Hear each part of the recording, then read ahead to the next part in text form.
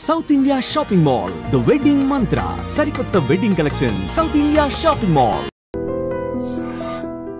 Hi hello namaste, welcome back to I dream media. ఇక అనుకోని ఒక దుర్ఘటన అయితే జరగడం జరిగింది. ఇక్కడ ముఖ్యంగా అబ్జర్వ్ చేసినట్లయితే ఎయిర్ ఇండియా బోయింగ్ AI 171 అనే ఫ్లైట్ ఏదైతే ఉందో అహ్మదాబాద్ నుంచి లండన్ వెళ్తుండగా ఇమీడియట్లీ అంటే ఫ్లైట్ స్టార్ట్ అయిన టేక్ ఆఫ్ అయిన 2 నిమిషాలకి ప్రమాదం జరిగినట్టుగా చెప్తా ఉన్నారు. అయితే ఈ ప్రమాదం గురించి ముఖ్యంగా ఫ్లైట్ టేక్ ఆఫ్ అండ్ ఫ్లైట్లో జరిగే ప్రమాదాల గురించి ఒక క్లియర్ ఇన్ఫర్మేషన్ అనేది మనం తీసుకుందాం. ఈ విషయాలపై మనకి ఒక క్లియర్ ఇన్ఫర్మేషన్ ఇవ్వడానికి మనతో పాటు ఉన్నారు పైలట్ బాబీ అజ్మీరా గారు. మ్యామ్తో మాట్లాడదాం. నమస్కారం మ్యామ్. నమస్తే సార్. నమస్తే.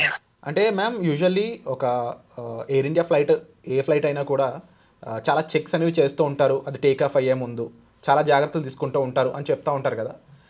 బట్ అప్పటికి కూడా ప్రమాదం జరగడానికి గల కారణాలు ఏంటి? ముఖ్యంగా ఈ సంఘటనలో ప్రమాదానికి మెయిన్ రీజన్ ఏదై ఉంటుందంటారు?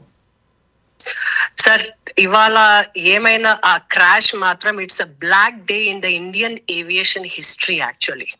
అంటే మనకి 1 గోలో 200 అండ్ ఇప్పుడు 229 సో ఫార్ 229 ప్యాసింజర్స్ చచ్చిపోయినారు. 229 ప్యాసింజర్స్ ప్లస్ క్రూ, అంటే only 1 passenger is alive.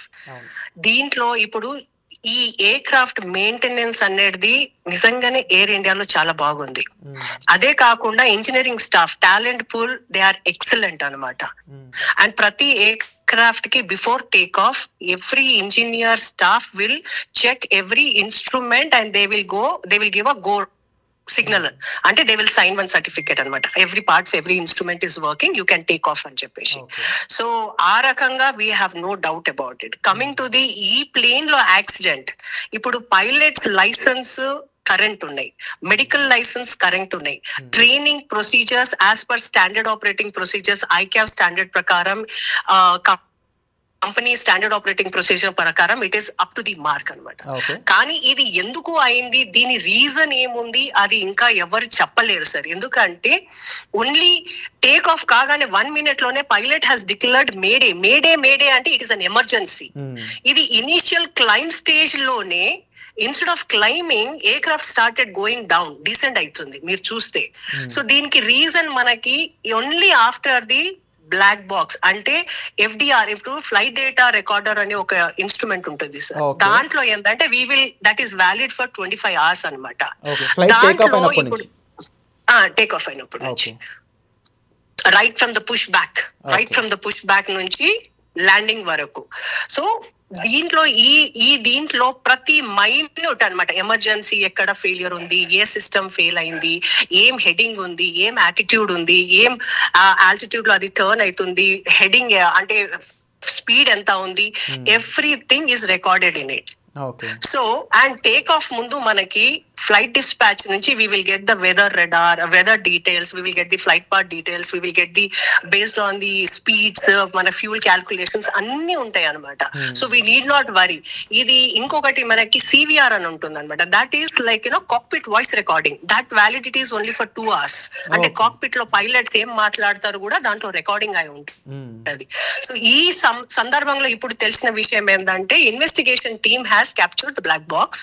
They have to investigate. దాని తర్వాతనే మనకు తెలుస్తుంది what is the actual reason. It is too early to talk about the what is the emergency, what has happened. It might be a engine failure, it might be a bird hit, it might be a other instrument.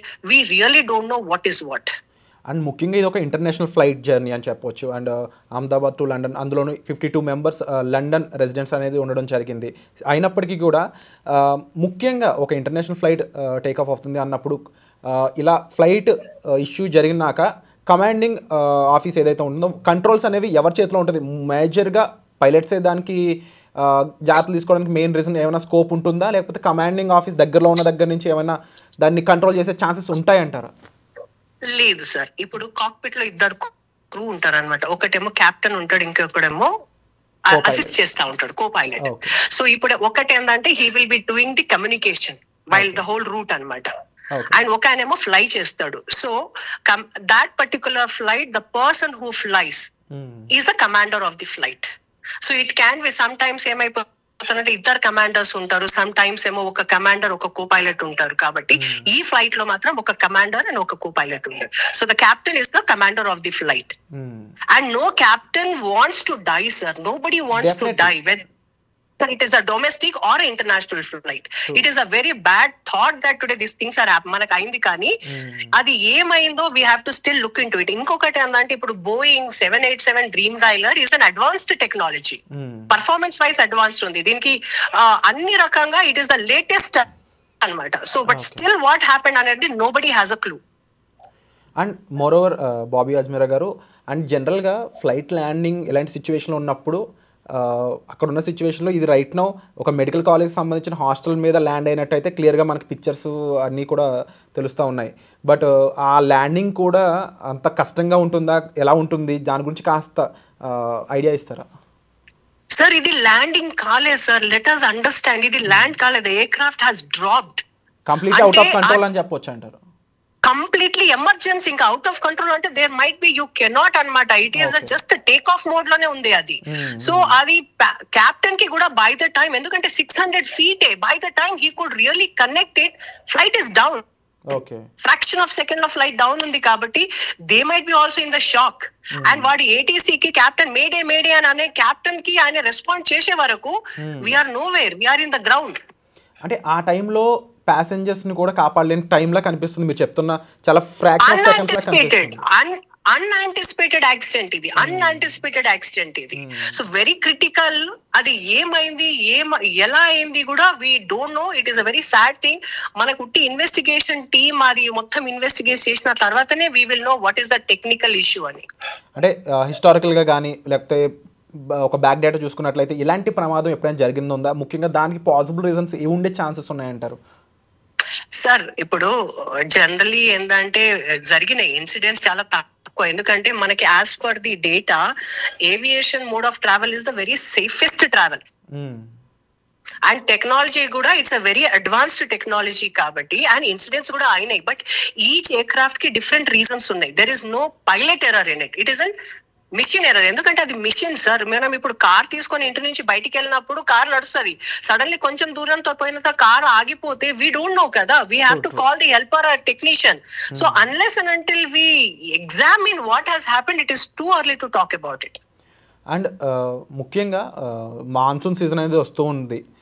ఈ టైంలో కూడా కొన్ని roots అనేవి ఆపుతూ ఉంటారు. Climatic reasons కూడా ఈ ప్రమాదానికి సంబంధం లేకుండా నేను అడుగుతుంది జనరిక్గా, క్లైమేటిక్ రీజన్స్ అనేవి కూడా ఎక్కువ రోల్ ప్లే చేస్తాయి అంటారు కదా సార్? క్లైమేటిక్ రీజన్స్ ఎక్కువ ప్లే చేస్తుంది డెఫినెట్లీ. మేము ఫ్లైట్ పాత్ అని మా రూట్ కి ఈ destination A to destination B కి వెళ్ళేటప్పుడు it is a fixed route plan అనమాట. సో వీళ్ళు టేక్ ఆఫ్ అప్పుడు weather is good, ATC permission ఇచ్చింది కదా for the take off. So the weather is good, so we cannot count for the weather also, we cannot claim weather is bad and all that stuff. So నేను ఇప్పటికీ అదే అంటున్నాను, it is not the weather, it is a technical issue. ఆ ఏం technical issue ఉందో మనకి ఎవరికి తెలియదు unless and until it is too early. It is very early to talk about it. Yeah, so ఓవరాల్గా చూసుకున్నట్లయితే ముఖ్యంగా బాబీ అజ్మీరా గారు చెప్పిన ఈ విషయాలు కూడా పరిగణలోకి తీసుకున్నట్లయితే ఇంకా అసలైన ఇన్వెస్టిగేషన్ జరిగాక వచ్చే నిజాలు ఏ విధంగా ఉంటాయి, అండ్ ముఖ్యంగా ఇక్కడ పైలట్ తప్పిదం అయితే లేదు, కానీ మిషన్ అనేది ఈ రకంగా మారడానికి లేకపోతే ఈ రకమైన తప్పిదం జరగడానికి ఆ మిషన్లో ఏం జరిగింది అనేది కూడా తెలుసుకోవాల్సిన అవసరం అయితే ఇంకా ఎంతో ఉంది.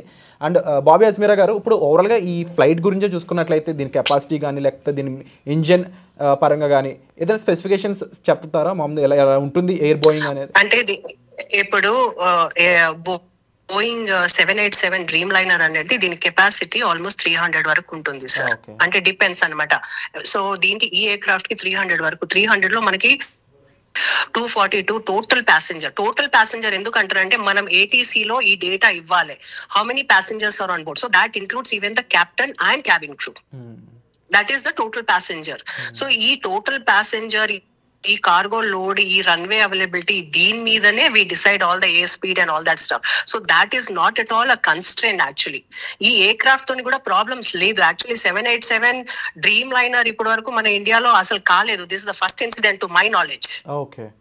అండ్ ఈ బ్లాక్ బాక్స్ గురించి మీరు ఇక్కడ మెన్షన్ చేయడం జరిగింది, కాస్త దాని గురించి కూడా క్లుప్తంగా చెప్తారా?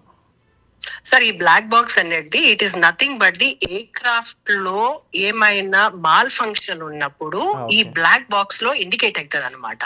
ఈ బ్లాక్ బాక్స్ ఏంటంటే it includes of flight data recording. ఈ ఫ్లైట్ పాత్ మనకి డెస్టినేషన్ A to B వెళ్ళేటప్పుడు ప్రతి minute data will be recorded in it అనమాట. You don't have to record, it is recorded automatically. And దీనికి validity 25 hours ఉంటుంది. అదే కాకుండా మీరు ఎయిర్ క్రాఫ్ట్ కి పార్కింగ్, ఇప్పుడు టాక్సీ స్టార్టింగ్ నుంచి ల్యాండింగ్ వరకు ఆ కాక్పిట్ లో కూడా అది flight data recording, flight details చెప్తారు. ఇది కాక్పిట్ లో 2 captains ఏం మాట్లాడుతుండ్రు అది cockpit voice recording. So that is also valid for 2 hours. So ఈ డేటాకి మనం బ్లాక్ బాక్స్ అంటాం. ఈ బ్లాక్ బాక్స్ లో ఇన్ఫర్మేషన్స్ అన్ని ఉంటాయి అనమాట. సో దీంతోనే మనకి తెలుస్తుంది ఏం ఇష్యూ ఉంది, ఏం టెక్నికల్ ఇష్యూస్ ఉంది. అంటే హెడ్డింగ్ లో ప్రాబ్లం అయిందా, ఇంజిన్ ఫెయిల్ అయిందా, లెఫ్ట్ ఇంజిన్ ఫెయిల్ అయిందా, రైట్ ఇంజిన్ ఫెయిల్ అయిందా, లేకుంటే బోత్ ఇంజిన్స్ ఫెయిల్ అయిందా, లేకుంటే బర్డ్ హిట్ అయిందా, లేకుంటే ఇంకా ఏమైనా మాల్ ఫంక్షన్ అయిందా, వాట్ ఈస్ ద ఇష్యూ. ఇప్పుడు టేక్ ఆఫ్ అప్పుడు ఏమైపోతుంది అంటే ల్యాండింగ్ గేర్ కూడా ఇప్పుడు చేయడానికి you have, so landing gear switch పెట్టినా కూడా అది స్టక్ అప్ అయిపోయింది, లో ఆల్టిట్యూడ్ ఉండే, స్పీడ్ తక్కువ ఉండే. So it is all factors we don't know. So there are so many factors which are involved in it. అందుకోసం ఏమంటున్నా అంటే it is too early for us to decide. Okay, so ఎవరు responsibility అని చెప్పడానికి కూడా ఇప్పుడు టైం అయితే correct కాదని చెప్తవచ్చు. అండ్ మరీ ముఖ్యంగా ఆఫ్టర్ ఇన్వెస్టిగేషన్ యూజువల్లీ ఇది ఎవరెవరి మీద, అంటే ఏ డిపార్ట్మెంట్స్ మీద మోస్ట్లీ ఫోకస్ ఉండే ఛాన్స్ ఉందంటారు? సార్ ఒకటేందంటే ఇప్పుడు ఫ్లైట్ లో డిపెండింగ్ అపాన్ ది, ఒకటేమో మనకి ఇంజనీరింగ్ డిపార్ట్మెంట్ ఉంటది, కాక్పిట్ ఉంటది, సో డిఫరెంట్ ఫ్యాక్టర్స్ ఉంటది, కార్గో ఉంటది, సిఆర్ఎం అంటే కింద ప్యాసింజర్స్ కూడా కార్గోది ఉంటది. So there are so many factors which are involved in it. ఇప్పుడు ఏంటంటే మనకి టేక్ ఆఫ్ అప్పుడు జనరల్లీ ఏంటంటే it's a very critical period. It is initial take off hardly 600 feet కి అది టైం అయింది. అంటే 1 minute లోనే the flight instead of climbing అది కిందికి వస్తున్నప్పుడే కెప్టెన్ రియలైజ్ అయిపోయి మేడే అని అన్నాడు. కానీ టైం లేదు, ఎందుకంటే ఫ్యూల్ ఫుల్ ఉంది, ప్యాసింజర్ ఫుల్ ఉంది, ఎయిర్ క్రాఫ్ట్ క్లైంబ్ అయితలేదు.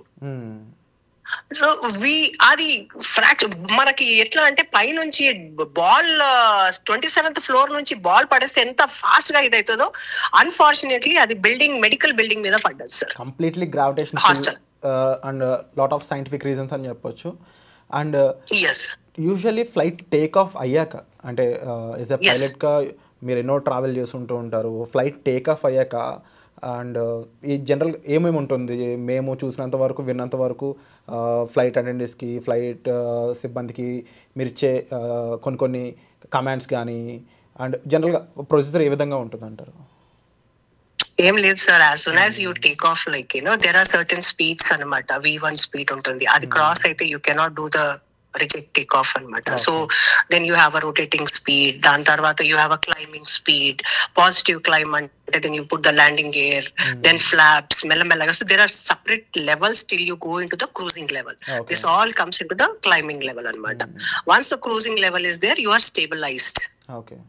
And once you reach your destination, you start descending with the ATC control and you tell anamata. So deentlo em ayipothundante in any phase of life there might be an emergency.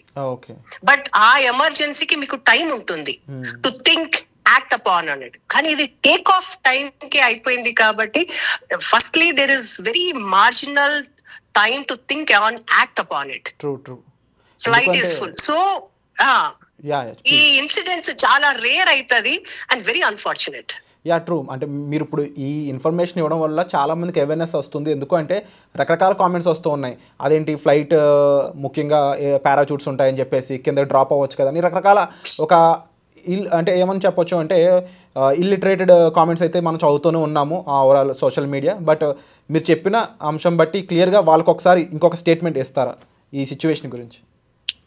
అంటే ఏమైపోతుంది అంటే sir there are 2 kinds of incidents and accidents.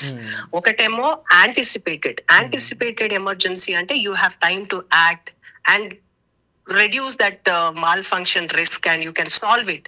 Unanticipated ante you don't have time to act upon it.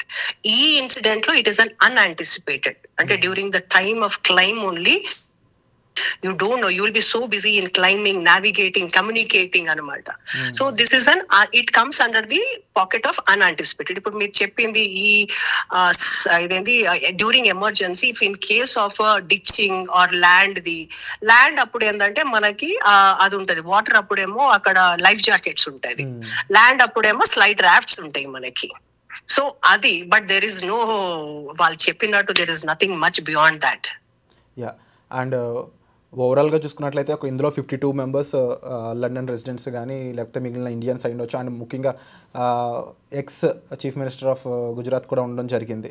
అయితే ఇప్పుడు ఈ అంశం చాలా black మార్క్గా మారే chance ఉందంటారు ఇండియా మీద, and that to after Pakistan India conflict. Sir ఇది పాకిస్తాన్ ఇండియాకి ఏం కనెక్షన్ లేదు, బట్ ఇంటర్నేషనల్ గా మన మీద ఎలాంటి లేదు సార్. దిస్ ఇంటర్నేషనల్ అంటే Indian aviation and general aviation in abroad is 2 different things. But the incident, accidents are the reasons. ఎందుకంటే మిషన్ ఒకటే, ఎయిర్ క్రాఫ్ట్స్ ఒకటే, సో రూల్స్ ఆర్ ఒకటే. స్టాండర్డైజేషన్ ICAO రూల్స్ ప్రకారము everybody will follow the same rules, standard operating procedures.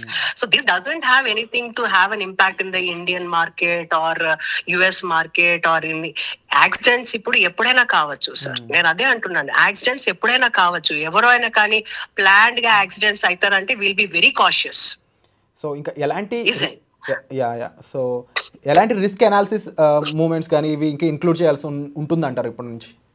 Sir risk analysis ఏంటంటే ఈ pilots are trained upon the emergencies అనమాట. It can be ditching అయినా, landing అయినా, instrument లోపల ఏమైనా ఇన్స్ట్రుమెంట్ వర్క్ పని చేస్తలేరు.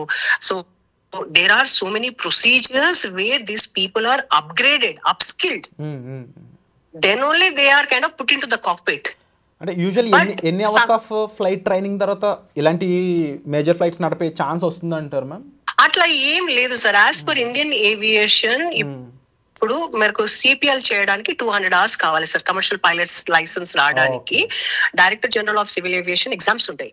ఆ ఎగ్జామ్స్ కి మీరు పాస్ అయితే మీకు 200 hours మినిమం ఎలిజిబిలిటీ క్రైటీరియా ఉంటుంది సార్. దాని తర్వాత మీరు ఎయిర్ బస్ అయినా, బోయింగ్ అయినా, ATR ఎయిర్ క్రాఫ్ట్స్ అయినా, ఇంకా ఏమైనా ఎయిర్ క్రాఫ్ట్స్ కి మీరు టైప్ రైటింగ్ చేయాలి. Those type rating is for 45 days. దాని తర్వాత you apply for any airline. So once you are recruited in the airline, మళ్ళీ airline will train you on that specific training anamata. Okay. వాళ్ళ emergency procedure, aircraft parts ఏముంది, what you have to do, how you have to do the crew resource management, integration with the ground, with the ATC, ఇవన్నీ ఉంటాయి. So all this training అయిపోయిన తర్వాత మళ్ళీ airline వాళ్ళు కూడా మీకు exam conduct చేస్తారు. ఆ ఎగ్జామ్ లో పాస్ అయిన తర్వాత then again you have a flight check. ఆ ఫ్లైట్ రూట్ చెక్ ఉంటుంది మీకు. ఆ దాని తర్వాత ఫైనల్ రూట్ చెక్ తర్వాతనే you will be released as a pilot, co pilot. So you will be released as a trainee pilot.